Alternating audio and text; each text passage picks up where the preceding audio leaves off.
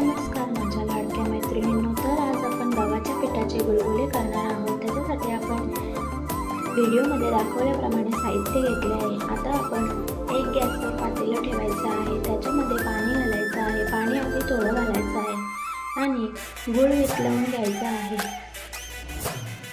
आपल्याला गूळ वितळवून झालं की थंड करून घ्यायचं. नंतर आपण रवा, गव्हाचं पीठ, बडीशेप, खोबरं,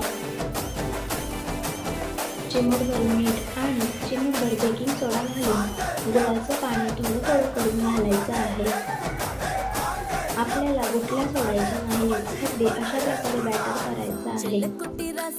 10 मिनिटांसाठी बॅटर फुगण्यासाठी ठेवू. आता आपण परत गॅस ऑन करू, कढई ठेवू आणि तेल गरम झालं की आपण त्याच्यामध्ये गुलगुले हाताने किंवा चमच्याने सोडून घ्यायचे आहेत.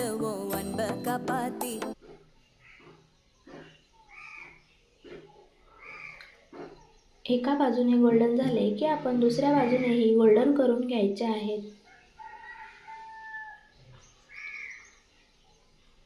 आपले गुलगुले छान गोल्डन झाले आहेत. आपण ते काढून घेऊ. अशाच प्रकारे सगळे गुलगुले करू. रेडी आहेत आपले गव्हाच्या पिठाचे गुलगुले. रेसिपी आवडल्यास सबस्क्राईब करा.